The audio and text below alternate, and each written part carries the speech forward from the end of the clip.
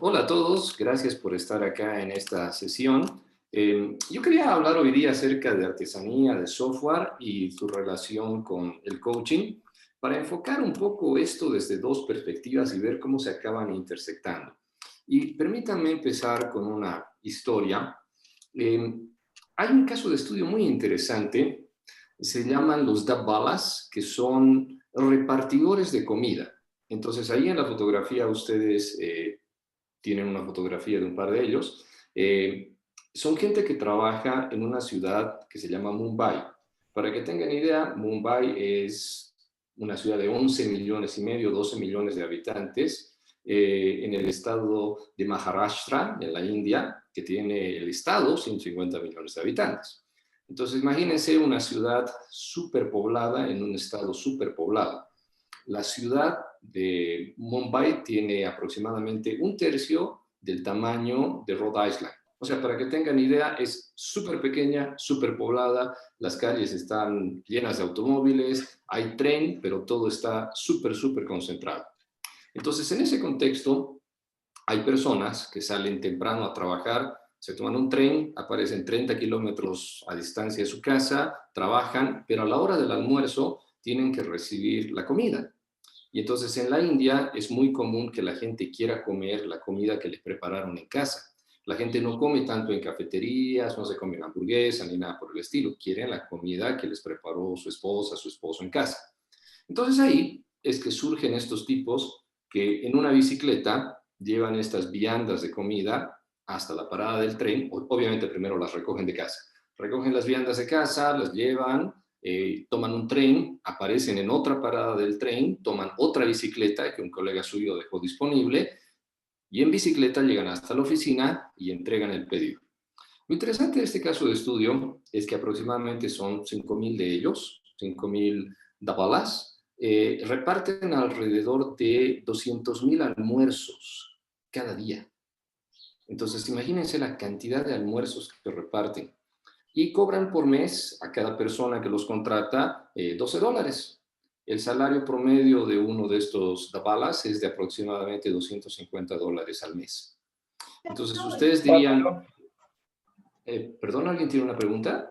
¿Lo llevas con esos dos? No, y te tomas una foto donde lo dejaste. Perdón, los voy a poner en mudo para que pueda continuar con la sesión. Reparten, como les decía, esa cantidad. Paso a la siguiente. Lo interesante de este caso de estudio de los dabalas es que ellos no utilizan tecnología. Simplemente no utilizan celulares porque con el salario que tienen, etcétera, no da para tener celulares. Entonces, consecuentemente, no hay tecnología GPS. Y la tecnología que ellos utilizan, una bicicleta y se toman el tren. ¿Okay? Esas son las dos tecnologías que utilizan. Entonces, ustedes consideran este contexto, ¿no? Altamente complejo, altamente difícil, pero sin embargo, de alguna manera llegaron a un grado de eficiencia muy alto. ¿Cómo lo hicieron? Presento acá, esta es su tecnología, la otra pieza de tecnología que ellos mismos inventaron. Es su sistema de códigos. Lo que ustedes están viendo ahí en la fotografía es la tapa de una de las viandas. Entonces ellos con un marcador ponen ese código. Entonces miren, BP indica de dónde recogieron ellos el almuerzo. ¿Quién es el cliente que está pagando para que el almuerzo se lleve? 0 representa la estación más cercana donde tienen que entregar el pedido. 7 representa el número de bala que va a llevar el almuerzo, el que va a pedalear la bicicleta. Y ese 157 indica el edificio donde ellos van a entregar el pedido, el edificio y el piso. Entonces, curiosamente, los tablas tienen un grado de eficiencia mayor que UPS, mayor que FedEx. Y entonces, ese es el caso de estudio que llama tanto la atención, porque son gente que sin tecnología, en una ciudad caótica, lograron un alto grado de eficiencia. Entonces, miren qué pasa, ¿no? Podríamos pensar que la gente que hace este trabajo son parte de una tribu, y en realidad sí lo son. Para empezar, en ese lugar de la India hay un sentido de pertenencia muy alto. Ellos hablan una lengua que se llama Marathi. Marathi no es hindi, es otra lengua, pero es hablada por millones. Entonces ellos provienen de un lugar específico, de una villa de Maharashtra, y tienen una religión en común, un idioma en común, etc. Entonces, tienen un sentido de pertenencia muy alto. Y entonces, miren qué pasa, ¿no? Ellos, con ese sentido de pertenencia, inventaron su código, que es un código que todos ellos entienden. Tienen una forma de vestir particular, nada elegante, nada sofisticada, es simplemente de esta manera, pero con un gorrito blanco en la cabeza que los identifica. Entonces ese gorrito blanco es parte del atuendo y es un símbolo para que se reconozcan. Ahí en la multitud se dan cuenta quién es el otro dabla que le va a entregar la bicicleta. Entonces, bueno, tienen el atuendo, el sentido de pertenencia que tiene que ver con el idioma, tiene que ver con la cultura, etcétera, etcétera, y un profundo conocimiento de su oficio. En otras palabras, estos tipos conocen la ciudad de cabo a rabo, pueden navegar el tráfico, conocen los edificios donde entregan la comida y están en operaciones desde 1890. Llevan más de un siglo operando y hay generaciones que han trabajado en esto. Entonces, imagínense lo que pasa acá. Si ustedes buscan un ejemplo de artesanía, este es un ejemplo de artesanía llevada al extremo de la perfección. ¿Qué tenemos? Si uno se quisiese poner a pensar, ¿no? Ah, me quiero ir a la India, supongamos el hipotético escenario. Ah, me voy a la India y quiero trabajar de double. ¿Y cómo le hago? ¿Sí? ¿Por dónde empiezo? ¿Sí? ¿Cuál sería el primer paso que yo hago para comenzar a trabajar de esto? Para empezar, no hablas el idioma, no conoces la ciudad, el calor, pedalear la bicicleta, meterte en un tren lleno de gente. ¿Cómo le haces? El contexto es complicado, no es tan fácil. ¿Okay? Entonces, habría que pensar cómo yo daría mis primeros pasos en este oficio. Entonces, ahí miren qué pasa, ¿no? El profundo conocimiento del oficio que se pasa por generaciones de padres a hijos es el que hace la diferencia. Porque este sistema de códigos no lo inventaron ayer, lo inventaron hace décadas. El conocimiento que tienen de la ciudad también es antiguo.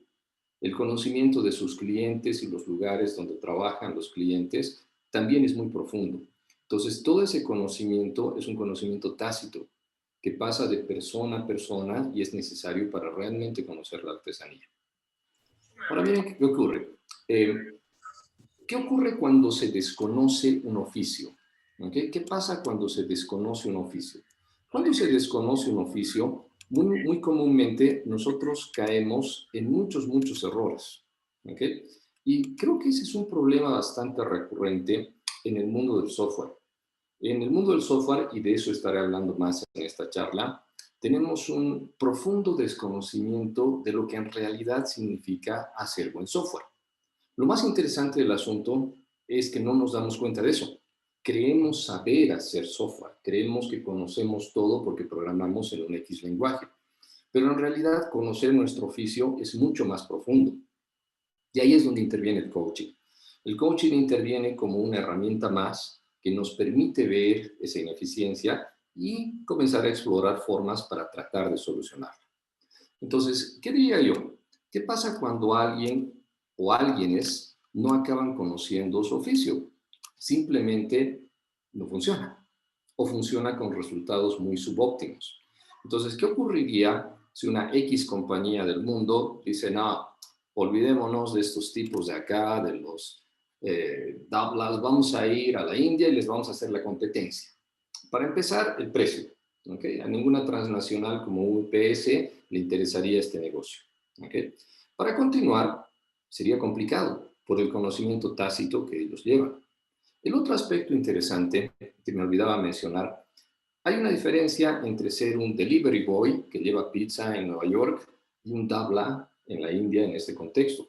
Obviamente hay muchas diferencias, salario, tecnología, en fin.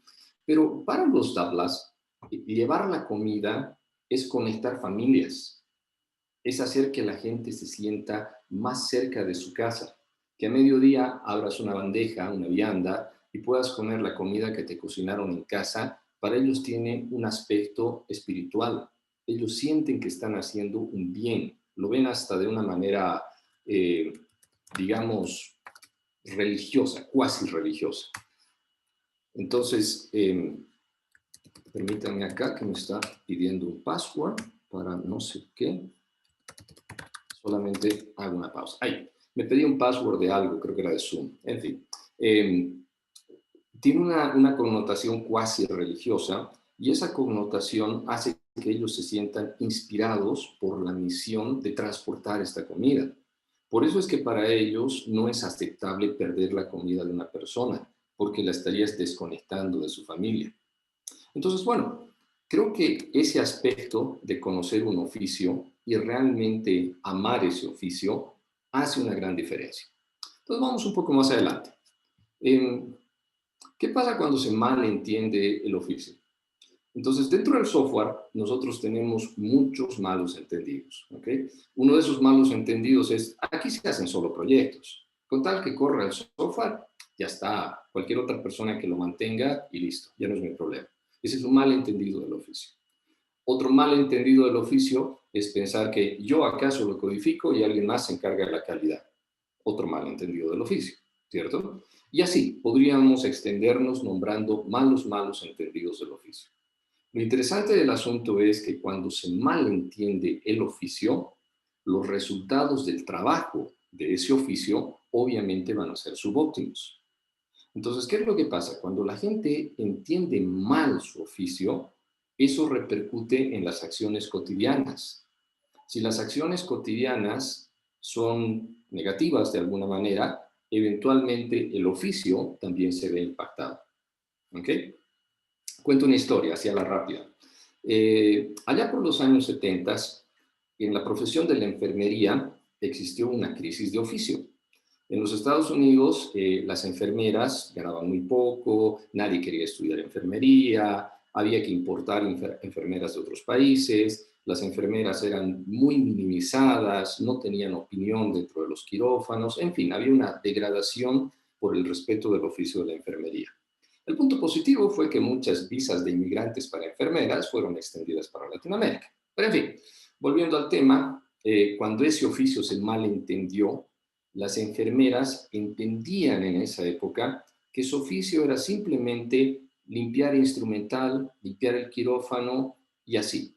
Pero no entendían que su oficio en realidad era contribuir proactivamente a la cura del paciente.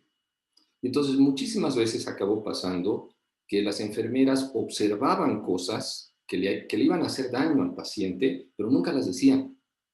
Y cuando se les preguntaba en estudios, ellos decían, no, es que no es mi oficio decirle al doctor que se está equivocando.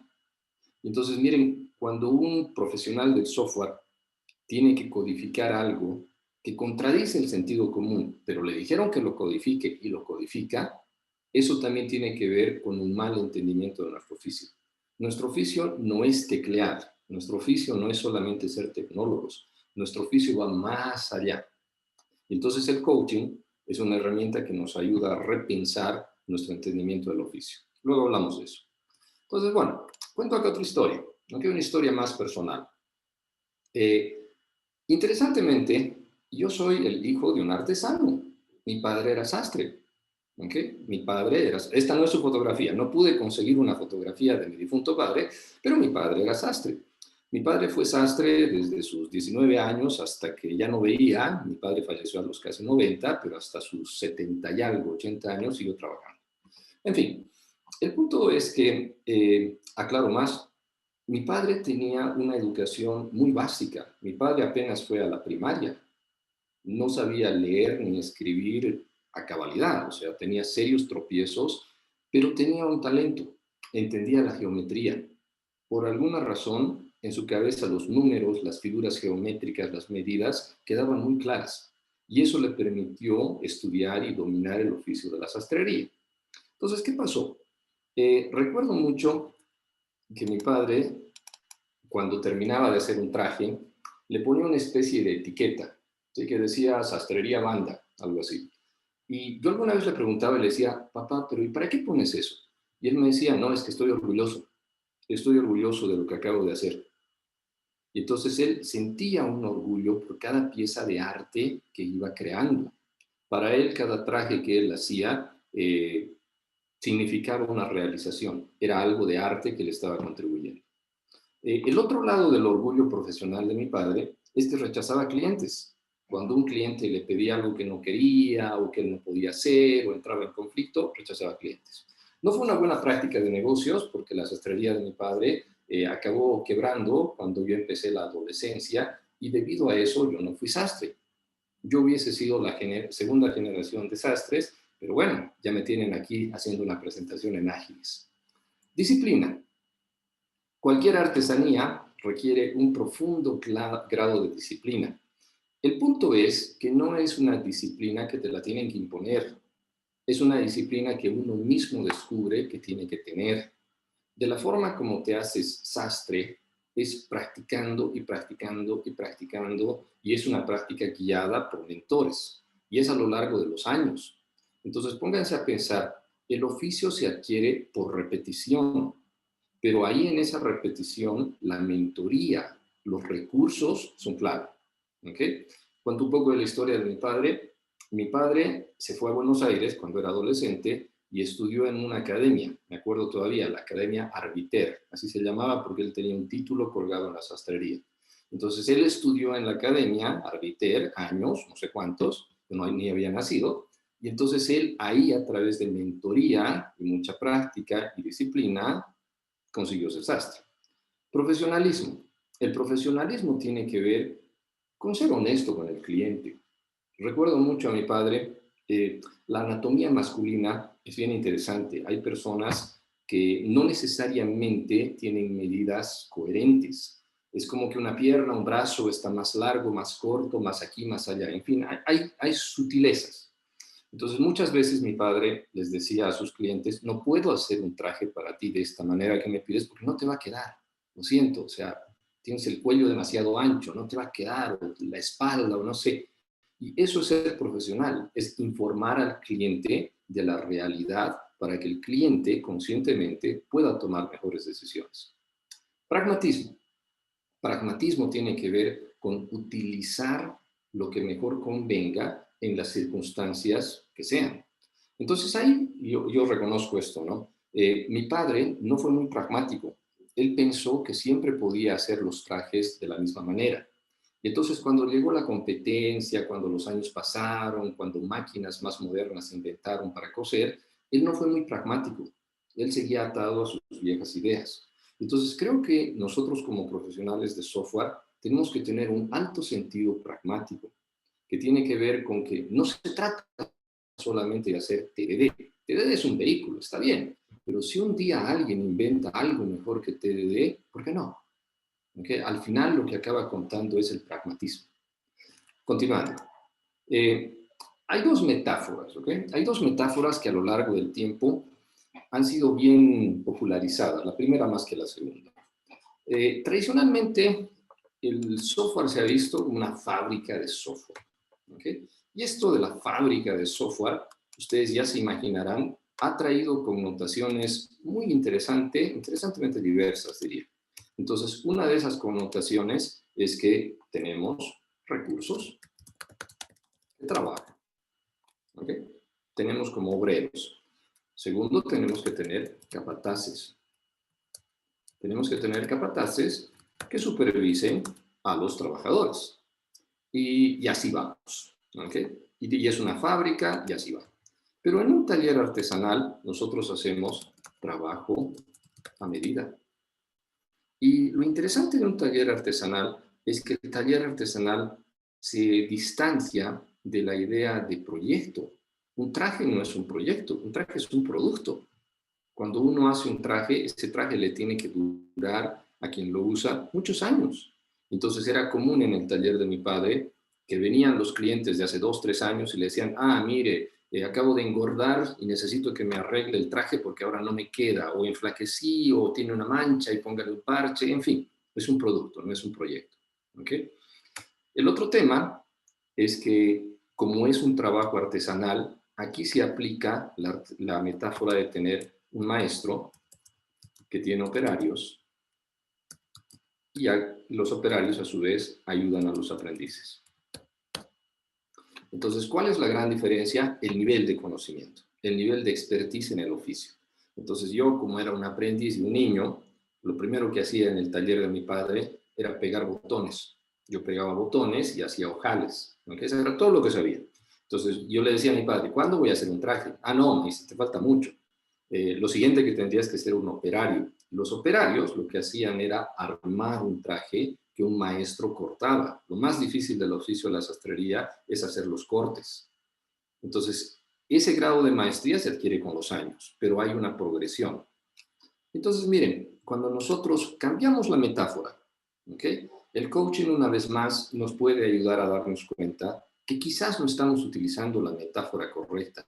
Quizás no es una fábrica, quizás no es una línea de ensamblaje. Por el contrario, quizás es más bien trabajo hecho a medida. Y si seguimos, el coaching puede ayudar a que la gente vea en la artesanía de software la ideología en la cual creer. ¿Okay? Creo que esa es una de las principales contribuciones del coaching. Hacerte dar cuenta que hay otra forma, que hay una ideología que puedes tomar. Artesanía de software no es como tal prescriptiva, como muchas cosas que pasan dentro de la agilidad. Artesanía de software no es algo que te dice exactamente cómo hacer las cosas, sino que más bien te presenta una ideología. Y esa ideología luego se vuelve operativa cuando uno tiene prácticas. Veamos acá. La artesanía de software no es la única solución a problemas técnicos. ¿Okay? Entonces, creo que la artesanía de software, por eso es que debe ser concebida más bien como una ideología que ya en la práctica puede flexibilizarse y mezclarse con diferentes prácticas. Pero, sin embargo, hay que buscar el problema de fondo. ¿Okay? ¿Cuál es el problema de fondo? Entonces, miren qué pasa, ¿no? Las ideologías tienen el gran problema de que se pueden volver dogma. Puede ser que alguien diga, porque soy artesano de software, entonces siempre voy a hacer las cosas con artesanía de software. Tal vez no, tal vez sí. Más importante que eso es encontrar el problema de fondo, ¿okay? El problema de fondo. Entonces, yo recuerdo en el taller de mi padre, muchas veces venían clientes que le decían, mire, quiero un traje para mañana, para pasado mañana a más tardar. Y mi padre le decía, imposible, un traje se hace en más de una semana y además ya tenemos otros clientes. No, pero es que mire, me voy a casar, necesito un traje urgentemente. No, entonces el problema de fondo es tiempo. Si usted necesita un traje tan urgentemente, vaya y cómprese un traje hecho, lo trae y solo lo arreglamos. ¿Ok? Entonces miren qué pasa. No se trata de aplicar siempre la misma solución. Es más importante ver el problema de fondo. Ahora miren, una pregunta poderosa. ¿Por qué la gente no mejora el lado técnico? ¿Sí?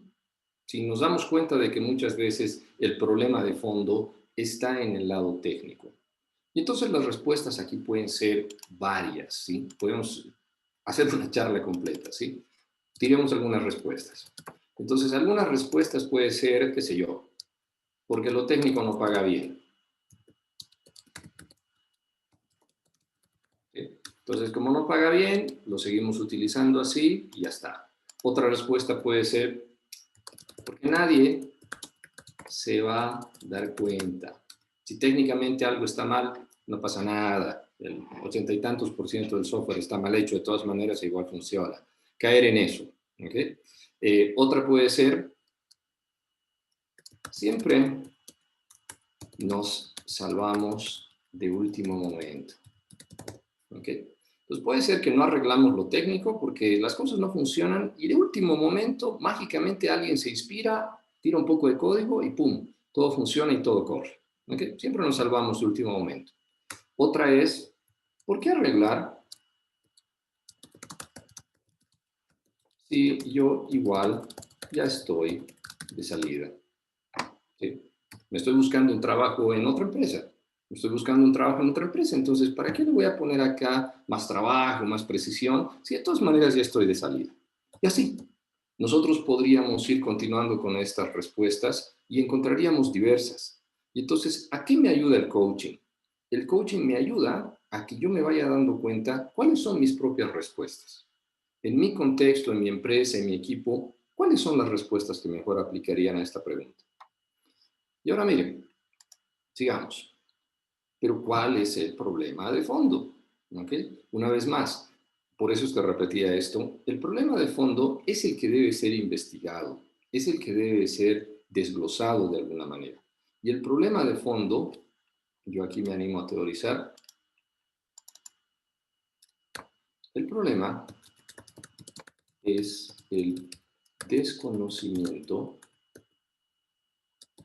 del oficio. ¿Ok? Ahora, ¿qué pongo acá? Desconocimiento del oficio por negligencia. Si nosotros diríamos, a ver, el oficio de sastrería, ¿okay? El oficio de sastrería. Yo hago malos trajes porque no conozco el oficio de sastrería. Pero ¿cómo no lo vas a conocer si hay generaciones de sastres, si hay academias, si hay libros? Hoy en día hasta debe haber tutoriales en YouTube. ¿Cómo lo vas a desconocer? Entonces ahí el coaching me tiene que hacer dar cuenta que no es que el oficio no esté conocido, lo que pasa es que hay una negligencia que me impide conocer a cabalidad del oficio. Y ahora quitémosle la palabra sastrería y pongamos la palabra software. Si nosotros pensamos en el software, ocurre un fenómeno similar. El fenómeno es que la gente acaba desconociendo un oficio que otros ya han teorizado, que ya han avanzado, que ya existen libros, que ya existen tutoriales, que ya está ahí. Y entonces es un error por omisión, pero una negligencia propia que está provocando el error. Entonces, miren qué pasa, ¿no? ¿Qué ayuda a maquillar un poco ese error? El cambio cosmético. ¿Okay? El cambio cosmético que solo araña la superficie. Entonces imagínense, no sé, que es un taller de sastrería, el taller de mi padre, que ya estaba por la quiebra, y entonces viene un consultor, ¿okay? Y le dice, no, mire, don Maximiliano, así se llamaba mi padre, don Maximiliano, usted solamente limpia el taller, ordena las telas y mañana va a tener más clientes. En realidad no pasaba.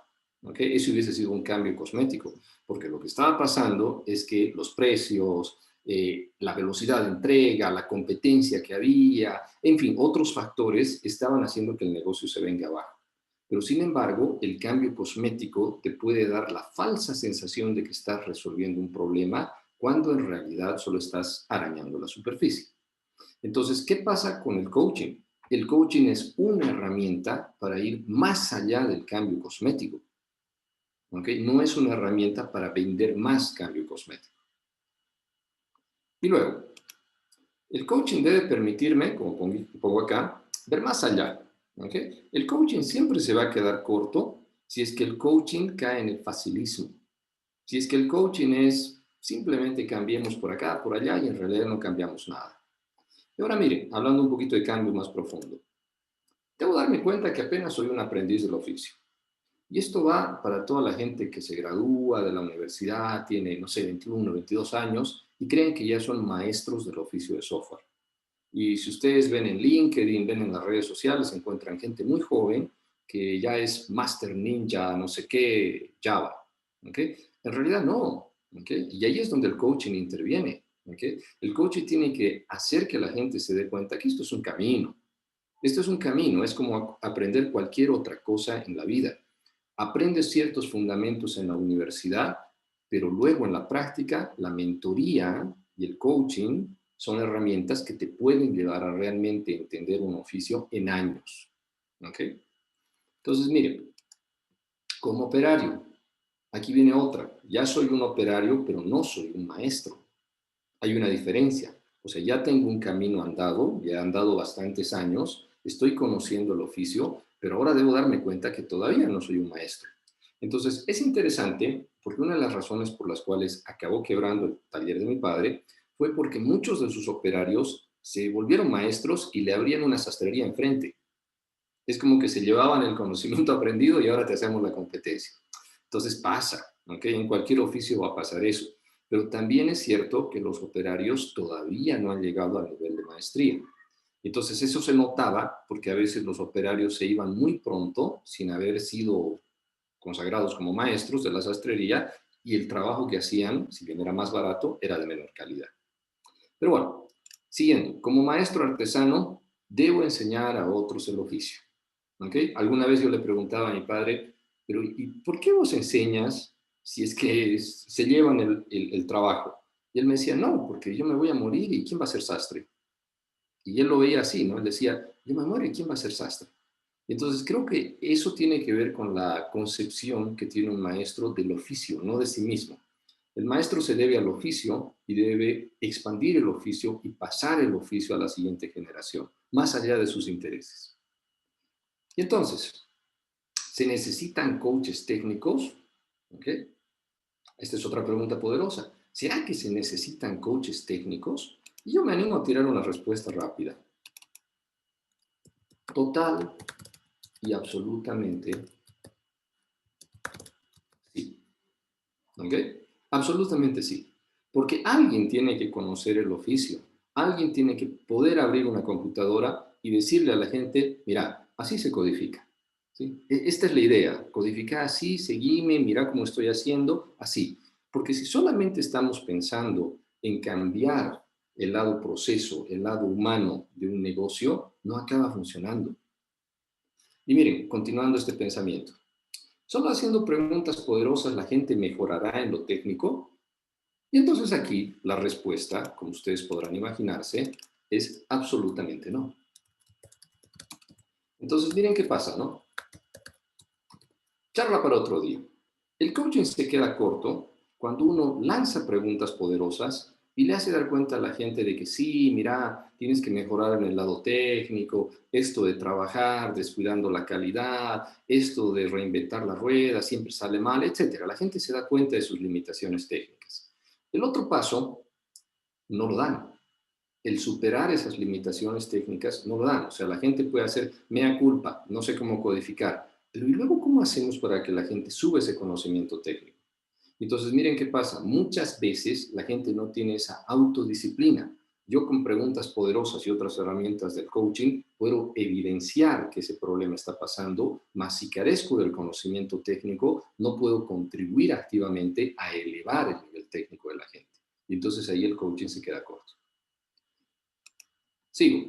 Los artesanos de software deben conocer el dominio del problema y hablar con el usuario. Y aquí me respondo yo mismo, otra vez más, definitivamente sí. Definitivamente sí. Porque cuando yo conozco el dominio del problema, en mi cabeza puedo modelar mejor y puedo traducir mejor ese modelo en código. Entonces, miren qué pasa, ¿no? Eso nunca se dice o se dice muy poco. En la artesanía de software la gente piensa que es conocer mejor el lado técnico. Y está bien, pero esa es una arista. La otra arista es que tienes que conocer el dominio. Si trabajas para una aerolínea, si trabajas para una empresa que hace cerveza, tienes que conocer el contexto. Entonces ahí habrá que hablar con la gente y entender el contexto para juntos trabajar y luego bajar eso en modelos más eficientes en el código. Y entonces, miren, parte del trabajo de un sastre no era solamente cortar el traje, era hablar con el cliente, era entender por qué el cliente quería un traje, para qué lo quería, para qué ocasión, de día, de noche, un evento especial, cuál era el presupuesto, es entender el dominio. Una vez que uno entiende el dominio, ahí piensa y dice, ah, bueno, esto es lo que tenemos que hacer. ¿Ok? Entonces, miren, el coaching, hay una diferencia con el mentoring, hacia la rápida. El coaching apunta a desarrollar habilidades específicas. Entonces, si yo soy un coaching ágil, ¿okay? Como muchos de nosotros ponemos en LinkedIn, qué sé yo, eso quiere decir que yo te estoy ayudando a desarrollar habilidades ágiles. Y por alguna razón, la gente piensa que desarrollar esas habilidades ágiles están distanciadas de lo técnico. Y en realidad no. Si nosotros estamos todavía en el contexto del software y yo soy un coach ágil, yo te tendría que poder ayudar a desarrollar tus habilidades técnicas. Y entonces creo que ese es un punto fundamental. Si nosotros realmente nos concebimos como coaches, nosotros tenemos que concebirnos multiestrato. Puede ser que yo utilice el coaching en ciertos contextos para ayudar a la gente a pensar en sus problemas, pero en otros contextos estoy utilizando el coaching para ayudar a que la gente mejore en la práctica de su oficio. Acá. Esta es una reflexión que yo escribía.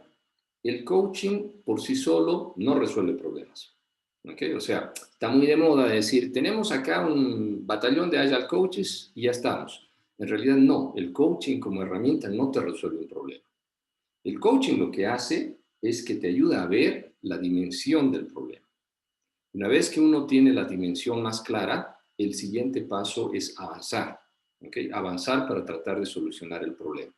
Entonces, miren, cuando uno se piensa como Agile Coach y a la vez como artesano de software, yo como Agile Coach voy a hacer que la gente pueda ver sus problemas y limitaciones técnicas. Yo como artesano de software voy a ayudar con mi conocimiento técnico a que la gente comience a aprender y superen sus limitaciones técnicas. Finalmente, hay unos libros que utilicé de alguna forma para preparar esta presentación. La historia de los Doublas que presentaba al principio viene de este libro de Daniel Pink. Las ideas de Software Craftsmanship vienen de dos fuentes, Pete McGreen y Sandro Mancuso, y las ideas de coaching vienen de este libro que personalmente me gusta mucho, Coactive Coaching. Entonces, gente, muchísimas gracias. Esa fue la presentación y nos quedan 4 minutos si por ahí alguien quiere tirar alguna pregunta o algo así. Si quieren, ¿qué tal, Juan? Hola a todos. Si quieren Hola, tirar la Diego. pregunta por chat, yo la puedo leer. Gracias, Juan, por la presentación. No, Tarde, con pero gusto. hay preguntas si van a compartir el PPT, así que Juan, el pedido es, y para todos, es que toda la cosecha quede en Sked, así que Juan, si la querés subir luego a la sesión. Sí, desde luego que Y, sí. sí. Y la invitación para todos, si quieren dejarle luego la sesión, ir a la sesión en Sked y dejarle feedback con las caritas, si quieren dejarle alguna palabra de feedback también a Juan. Óptimo. Y tenemos ahí una pregunta de Vic, que es entonces si el coach y el artesano son personas diferentes, Juan. Idealmente deberían ser la misma. Idealmente deberían ser la misma persona que puede actuar en ambos factores, en ambos contextos, quiero decir. ¿Qué pasa si no? ¿Okay? Entonces ahí ustedes podrían pensar en hacer junta con alguien. Entonces ahí pensamos en que no es solamente una persona, pueden ser dos personas, y ahí creo que es clave el alineamiento. Si yo voy a ir por el lado del coaching más profundo, ¿quién es mi par técnico? Y si él va por el lado técnico, entonces yo como acompaño desde el otro lado. ¿Okay? Creo que donde no acaba funcionando bien es cuando yo solamente voy con coaching y descuido lo técnico. ¿Sí? Ahí es donde no acaba funcionando bien. Podría funcionar un poco mejor si es que voy yo con el lado técnico y descuido un poco el lado humano. Hasta cierto punto también puede funcionar, pero lo ideal es conjugar.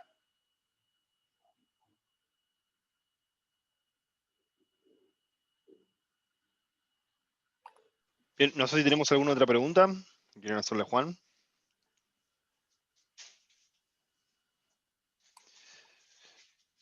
Si no, les voy a compartir un segundito que no sé si la vieron al principio, mientras que alguno, si quiere pensar alguna preguntita más, si quiere se anima a compartir.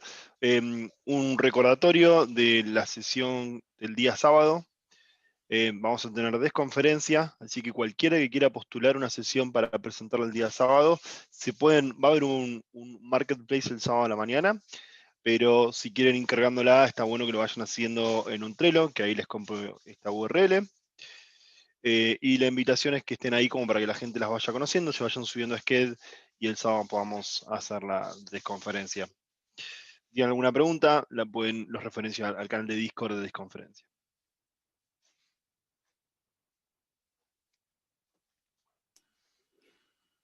Bien, gente. Si no hay más preguntas, entonces solo queda agradecer. Ha sido un placer para mí estar aquí de vuelta en Ágiles y ojalá algunas de estas ideas les hayan servido. Muchísimas gracias, pues. Muchas gracias, Juan. Gracias a todos. Gracias, Diego, y a todos por asistir. Gracias.